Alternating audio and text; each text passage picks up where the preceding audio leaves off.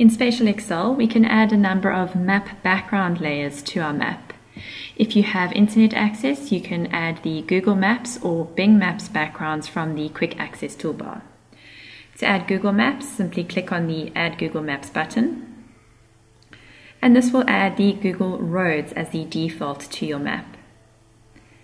If we switch that off, we can then add the Bing Maps background, and this will add the Bing satellite imagery as the default to your map.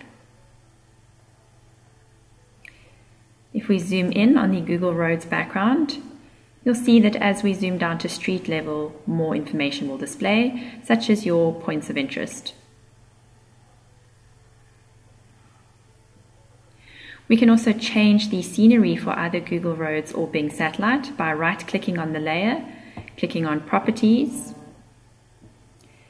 clicking on the Data tab, and then changing the settings, the scenery from roads to be satellite, for example.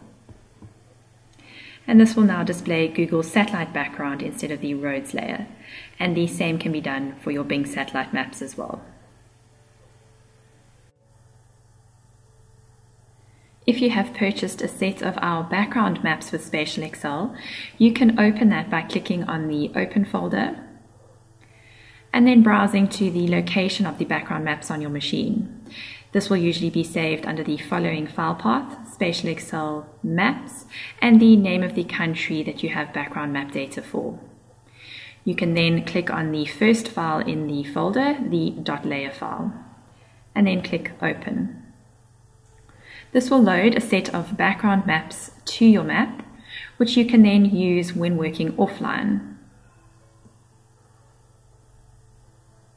You'll see here all the various layers that make up the set of background maps, and you can collapse this by clicking on the arrow here.